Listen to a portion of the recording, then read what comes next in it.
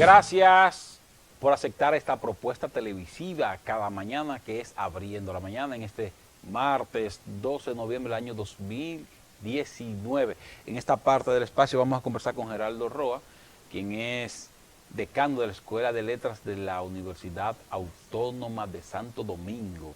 Geraldo, buen día. Muy buenos días. Para la Escuela de Letras es un placer, un privilegio que nos hayan invitado a tan importante programa para hablar del 51º aniversario de la fundación de nuestra Escuela de Letras, así como de las carreras que actualmente estamos ofertando. Oh, qué bien. Sí. 51 años entonces ya cumple la escuela. Correcto, sí, fue fundada el 11 de noviembre de 1968. Wow. Y desde ese entonces ha continuado. ¿Pero empezó como escuela o...? Primero como departamento. Un departamento es una unidad académica que ofrece servicios a otras unidades, pero a partir de ese año funda la primera carrera del país, la primera licenciatura en letras puras. Y de esa carrera ha egresado más del 80% de los lingüistas y literatos de este país que ahora hacen vida intelectual en universidades norteamericanas y europeas. Ah, excelente. ¿Y qué en este 51 aniversario qué actividades tienen? ¿Van a hacer algunos talleres? ¿Qué? O sea, para promover de que los estudiantes visiten la escuela. Sí, justamente el subconsejo técnico de nuestra Escuela de Letras elaboró un programa completo que de hecho inauguramos ayer, titulado Retos y Roles de los docentes de lengua, lingüística y literatura hispánica ante los hablares posmodernos. Wow. Consiste en 23 actividades diferentes, entiéndase paneles, coloquios, conferencias magistrales y universitarias para abordar el tema de los hablares, de las hablas en República Dominicana, en las redes sociales y también en diferentes contextos de uso, de manera que tanto nuestros profesores y estudiantes comprendan cómo abordar estas realidades de la lengua lingüística y cómo utilizarla para enseñar la traducción a los contextos académicos y cultos, que es lo que nos compete como universidad. Ustedes van a trabajar cómo traducir qué lo que con qué lo que. O digo yo, porque o sea, ahora los muchachos, y usted lo sabe que así, hacen un resumen de las palabras en WhatsApp. Y hay términos a veces que uno no entiende de verdad. O sea, ¿cómo tú estás? ¿Qué es lo que? KLK. Sí. Ya eso es con qué es lo que. Eso y tú sabes que uno está preguntando qué es lo que hay, cómo tú estás. Eso es riqueza lingüística, porque antes se pensaba que lengua era la de los escritores, sí. La que hablaban las personas cultas. Sin embargo, los estudios dialectológicos y sociolingüísticos demuestran que una lengua es un conjunto de todo, que nada existe fuera de la lengua.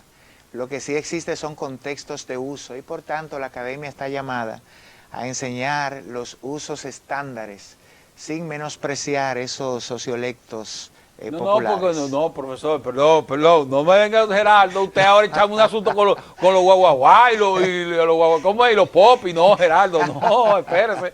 No, estoy diciendo, sino el lenguaje que está usando WhatsApp, en las redes sociales, y ustedes lo que van a hacer es adaptar, o mejor, como interpretar estos términos. Ofrecer estrategias que permitan a los profesores convertir esas situaciones en momentos de aprendizaje, situaciones de aprendizaje. Por ejemplo, un qué lo que, ¿cómo se diría el qué lo que? ¿Cómo diría un qué lo que un profesional ante una entrevista de trabajo? No diría qué lo que.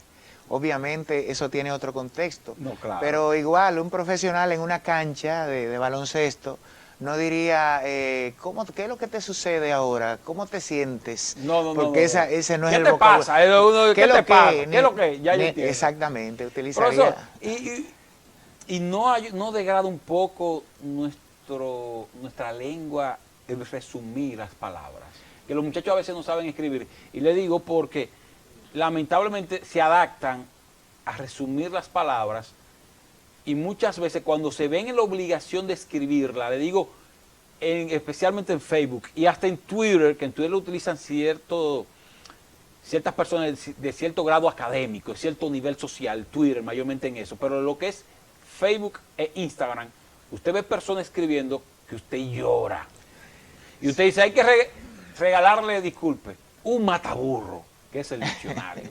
Una gente, no, de verdad, o sea, esto no se refleja, lamentablemente, esta reducción cuando se ven en la obligación de escribir un texto, no le afecta. Sí, esas son realidades que evidencian la situación del sistema educativo, no degradación de la lengua, sino debilidades en el sistema educativo, porque es la escuela la que está llamada a enseñar los usos estándares de la lengua, los cultos. Fíjese que a leer y a escribir se aprende en la escuela, no en ningún otro lugar. Entonces, eso es lo que evidencia, que hay debilidades, pero no en la lengua, no degradación de la lengua. Sino en la escuela, formación. Exactamente, porque una de las principales competencias que la escuela debe enseñar es la contextualización. Y para aprender a contextualizar se necesita conocimiento. ¿Y conocimiento de qué? De cómo habla la gente en diferentes contextos. Y cómo debe hablar un estudiante universitario, cómo debe hablar un estudiante preuniversitario y dónde, por supuesto. Y si va a escribir, la escritura tiene una norma. Hay que conocer esa norma de la redacción y de la escritura para poder aplicarla. Y por supuesto estamos de acuerdo en que aún sean redes sociales, son contextos, pero la escritura de los usuarios revela realmente o fortalezas o debilidades en su proceso educativo, no así en su proceso lingüístico, porque la lengua tiene como principal intención la comunicación en contexto. Dependiendo de cómo la use, pues por supuesto logrará sus intenciones comunicativas o no. Entonces, por eso este simposium del 51º aniversario de la Escuela de Letras, para crear conciencia en la comunidad académica nacional, entiéndase universidades, pero también colegios, liceos, escuelas públicas, de que debemos convertir los espacios en laboratorio de análisis lingüísticos y literarios. A leer se aprende leyendo, a escribir se aprende escribiendo, pero nosotros leemos y escribimos y hablamos y escuchamos en diferentes contextos. Por tanto, no existe una lengua así universal como la correcta. La de España es la correcta, ¿no? Esos son estereotipos, son prejuicios que existían para cuando el Marqués de Villena y su equipo fundó la Real Academia de la Lengua Española en 1713.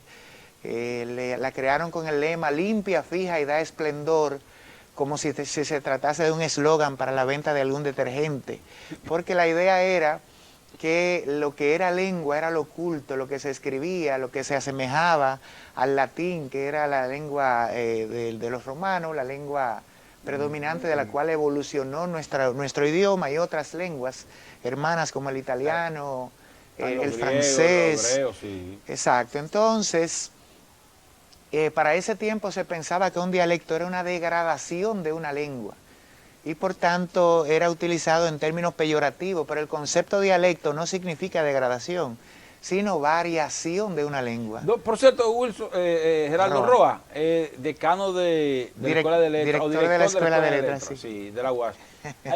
Rápidamente, disculpe, ¿el creol entonces es un dialecto o una lengua? Porque hay un dilema de que no tiene los elementos para ser un idioma. O sea, usted, conocedor de letras, debo aprender, para aprender hoy. Creol que utilizan nuestros hermanos haitianos, ¿es un dialecto o una lengua? No, es un idioma, claro que sí, es un idioma, una ¿Tiene lengua. los elementos, cumple con los elementos? elementos? Tiene una unidad lingüística y es lo que no permite la intercomprensión con otros criollos de otros países africanos y de hecho con el francés. No permite la intercomprensión de una lengua a otra. Entonces, si una gente no estudia el creol, no puede hablar el creol aunque hable francés. Yo le he hablado a algunos estudiantes que tengo de francés en el creol que domino y la gente no me entiende. No, porque... Pero si le digo algunas expresiones en francés, inmediatamente comprenden. Entonces, son lenguas diferentes. El creol es una lengua porque tiene su unidad y tiene su diversidad, tiene sus dialectos. A pesar de que no tenga la estructura de un idioma, de que tenga las reglas gramaticales. Sí, tiene su gramática, claro que sí. Nosotros, aquí hay que dar creol en la escuela, como vamos nosotros, como vamos, hay que hablar creol. No, o sea, le hago la pregunta porque a veces ha surgido debates en unas peñas de esas que son muy teóricos, intelectuales, que no, que crea un dialecto, no, que un idioma, que tiene... Entonces yo quería hacerle esa duda, porque yo mismo estoy en esa duda, digo, ¿un idioma o un dialecto? Yo Sí, me dice, no, que es un idioma, claro que es una lengua, es un idioma y reúne todas las condiciones, tiene su gramática. Hace 5 años yo estuve en la embajada haitiana aquí, me prestaron un diccionario completo. ¿Cómo? Pero además Ah, de pues yo no eso, sabía eso. además de eso, usted coloca en Google Translate, usted ubica cualquier expresión y Y busca el idioma y criollo haitiano y se lo traduce al idioma. Lo que pasa es que la lengua adquiere prestigio dependiendo de quiénes sean sus hablantes. Ah, no, eso sí. Y por supuesto, ya usted dio un elemento muy importante ahí. como hay una historia, entiéndase, de prejuicio, de intereses territoriales, que a veces son más mediáticos que reales, porque los habitantes de la frontera conviven con los habitantes de Haití sin ningún tipo de problema, como sucede en todas las fronteras del mundo.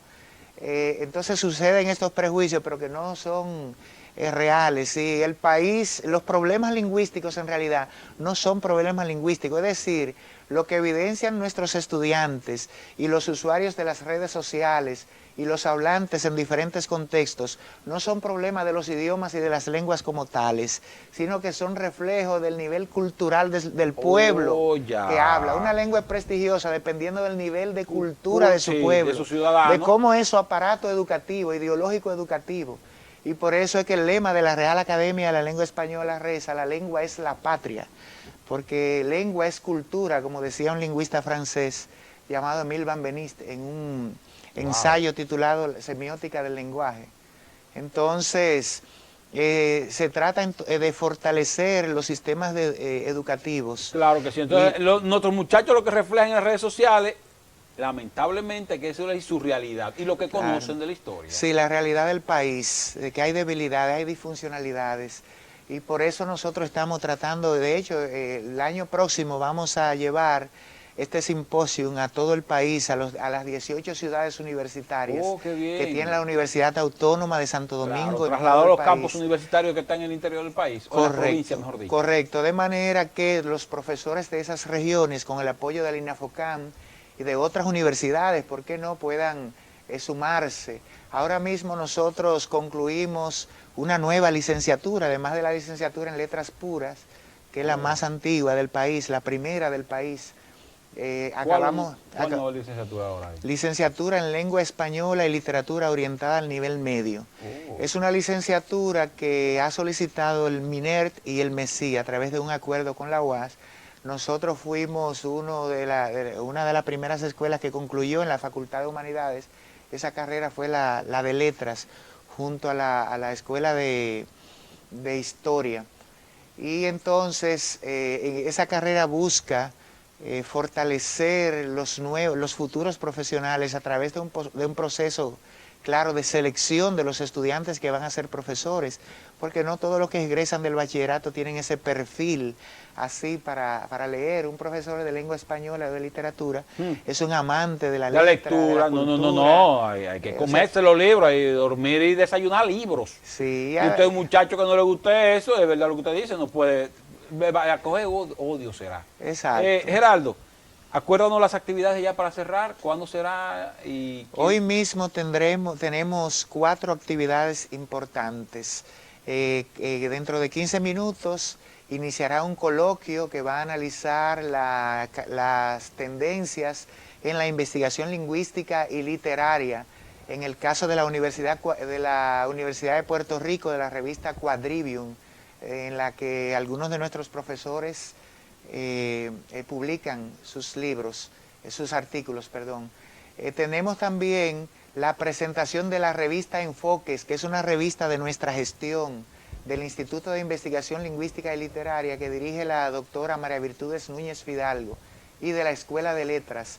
Es el segundo volumen, una revista que tiene 4 indexaciones internacionales, o sea que va a permitir que la Facultad de Humanidades siga creciendo y la universidad completa, porque es una revista que, aunque es de la Escuela de Letras, está abierta para todos los profesores de la Facultad de Humanidades y de la UAS. Bueno. Tendremos el viernes también la celebración del natalicio de José Reyes, coautor de las letras del himno nacional. Que era un poema. Correcto. El himno era un poema. Se hará un análisis de esas letras, también ¿qué pasa? se va a rendir ahí un tributo, una ofrenda floral en honor a José Reyes, se harán canciones coreadas, diferentes interpretaciones a cargo de la doctora Elsa Sanamán de la Universidad Para mí, Autónoma de uno de Santo los mejores Domingo. arreglistas artísticos de nuestro país, José Reyes. Sí, Agradecemos excelente. a Geraldo Roa por estar con nosotros, director de la Escuela de Letras de la Universidad Autónoma de Santo Domingo en su aniversario.